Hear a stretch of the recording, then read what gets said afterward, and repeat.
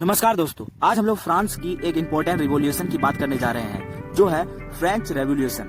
तो चलिए दोस्तों वीडियो को स्टार्ट करते हैं। फ्रेंच रिवॉल्यूशन की शुरुआत दोस्तों फ्रांस के पेरिस शहर में हुई थी। 14 जुलाई की सुबह फ्रांस के पेरिस शहर में कोई अफवाह फैला देता है कि फ्रांस के सम्राट लुई 16 सैनिकों को जनता पर गोलियां चलाने का आदेश देने वाला है।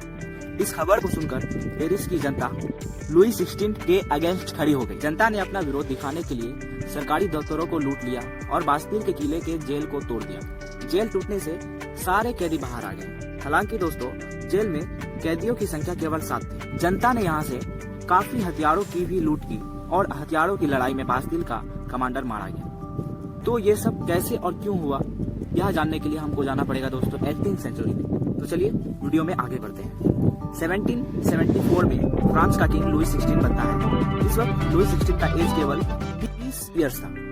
लुई 16 के समय दोस्तों फ्रांस की फाइनेंशियल कंडीशन बहुत ही ज्यादा खराब थी। अब दोस्तों फाइनेंशियल कंडीशन खराब थी तो इसका कोई रीजन भी होगा। चलिए दोस्तों अब इसका रीजन को जानते हैं। इसने अमेरिका के 13 कॉलोनी को अपने दुश्मन ब्रिटिश से आजाद कराने के लिए काफी सारे युद्ध किए थे। इसी युद्ध के कारण फ्रांस कर्ज में डूब गया। अब दोस्तों लुई 16 को कर्ज तो चुकाना था ही, ऊपर से अपने देश को भी चलाना था, इसलिए इन्होंने फ्रांस के लोगों पर टैक्स बढ़ा दिया दोस्तों।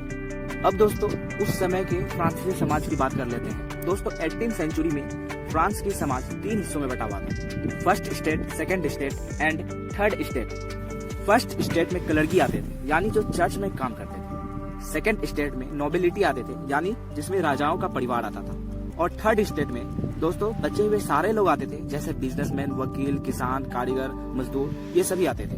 इन तीनों स्टेट में से दोस्तों थर्ड स्टेट को ही केवल टैक्स पे करना पड़ता था। दोस्तों फ्रांस की पॉपुलेशन की 90% पॉपुलेशन किसान थी जो थर्ड स्टेट में आते थे, और सबसे ज्यादा किसान को ही टैक्स पे करना पड़ता था।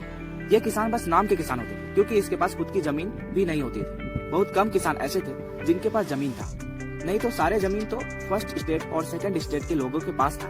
टैक्स बढ़ने से दोस्तों थर्ड स्टेट के किसान, कारीगर, मजदूर ने काफी विरोध किया, लेकिन इन्हें तभी कोई फायदा नहीं हुआ, क्योंकि ना तभी इसके पास एजुकेशन था और ना ही पैसा। समय बीतने के बाद धीरे धीरे लोग एजुकेटेड होने लगे। एजुकेटेड लोगों का मानना था कि अधिकार जन्म के आधार पर नहीं बल्कि योग्यता के आधार पर देना चाहिए। दोस्तों फ्रांस के राजतंत्र के अनुसार राजा अपनी मर्जी से टैक्स में परिवर्तन नहीं कर सकता था। इसके लिए राजा को स्टेट जनरल की बैठक बुलानी पड़ती थी। स्टेट जनरल एक तरह का एडवाइजर होता था, यानी दोस्तों ये राजा को अपना ओपिनियन देता था, लेकिन इसमें फैसला सुनाने का अधिकार बस राजा को ही था। स्टेट जनरल की बैठक में तीनों स्टेट अपने अपने कुछ मेंबर को भेजते थे। दोस्तों लुई 16 ने टैक्स के नए प्रस्ताव के लिए 5 मई 1789 को बैठक बुलाई। दोस्तों इस बैठक में फर्स्ट स्टेट और सेकंड स्टेट से 300 मेंबर भेजे, जबकि थर्ड स्टेट से 600 मेंबर भेजे। स्टेट जनरल के नियम अनुसार प्रत्येक स्टेट को एक वोट देने का अधिकार होता था, लेकिन थर्ड स्टेट के लोग इससे खुश नहीं थे। थर्ड स्टेट के लोग चाहते थे कि प्रत्येक सदस्य को एक वोट देने का अधिकार होना चाहिए। लुई 16 ने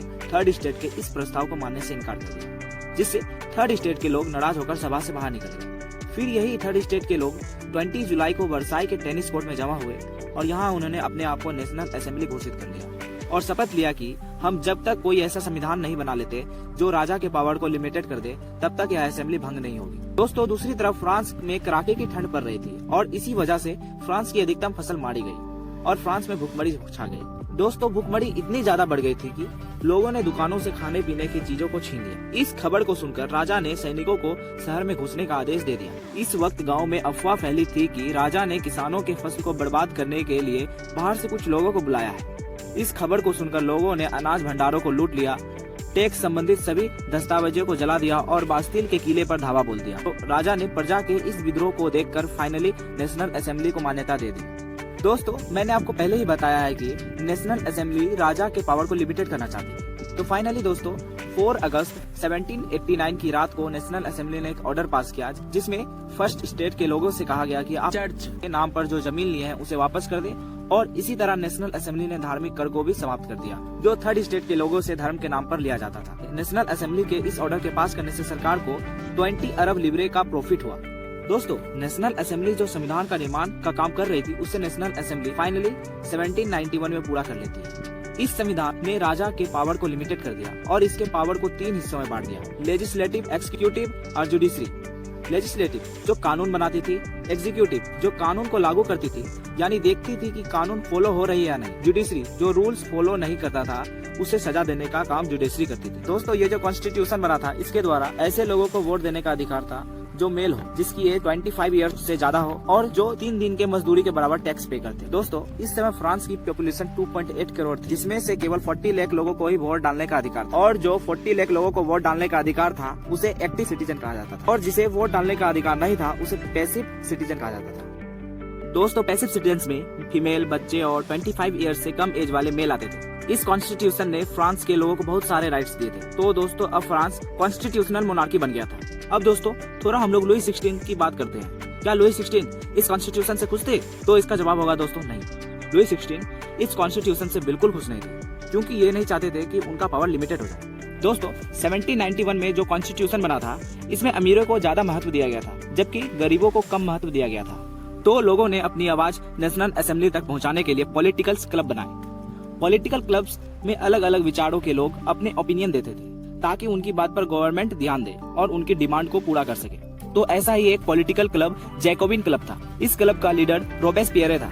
जब दोस्तों फ्रांस में ब्रेड की प्राइस बढ़ने लगी तो महंगाई को देखकर इस क्लब के लोगों ने प्लान बनाया कि राजा को महल में ही घुसकर बंदी बना लिया जाए। तो दोस्तों इस क्लब के लोगों ने 10 अगस्त की सुबह को टुलेडियस के महल में धावा बोल दिया, जिसमें राजा के कई सारे सैनिक मारे गए और राजा और उसके परिवार को बंदी बना लिया गया और जेल में डाल दिया गया और नेशनल असेंबली में चुनाव कराया गया। फाइनली 21 सितंबर 1792 को फ्रांस में मोनार्की सिस्टम का अंत हो गया और एक नया रिपब्लिक सिस्टम का फॉर्मेशन होता है। अब फ्रांस एक रिपब्लिक कंट्री बन गया था और लुई 16 को राजद्रोह के आरोप में गिलोटीन पर सर कलम कर दिया गया।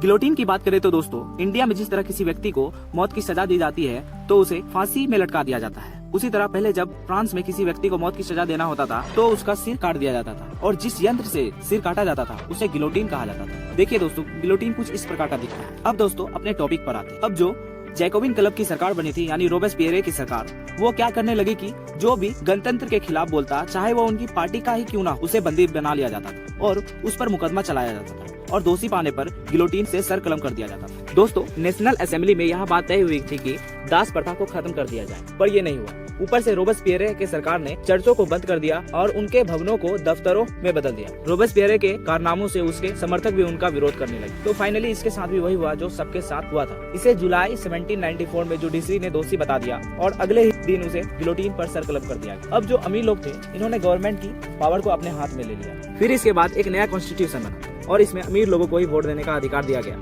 इस कॉन्स्टिट्यूशन के अकॉर्डिंग 2 लेजिस्लेटिव काउंसिल बनाए गए। इन दोनों काउंसिल में 5 सदस्य को एग्जीक्यूटिव बनाया गया। इस 5 मेंबर में आपस में टकराव होने लगे, जिसका फायदा नेपोलियन बोनापार्ट ने उठा लिया। अब फिर से फ्रांस में मोनार्की सिस्टम आ गया था, जिसका राजा नेपोलियन बोनापार्ट बना। पहले तो इसने फ्रांस के लिए बहुत कुछ किया, जिससे फ्रांस के लोग इसे बहुत अच्छा रूलर समझने लगे, पर बाद में नेपोलियन ने अपना असली चेहरा दिखा दिया। तो लोगों को पता चला कि यह भी बहुत निरंकुश रूलर है। नेपोलियन बोनापार्ट की मृत्यु वाटरलू के वार में 1815 में हो जाता है। दोस्तों अब इस वीडियो को यहीं एंड करते हैं। दोस्तों इन्फॉर्मेशन अच्छी लगी हो तो वीडियो को लाइक करें, शेयर करें और चैनल को सब्सक्राइब जरूर करें।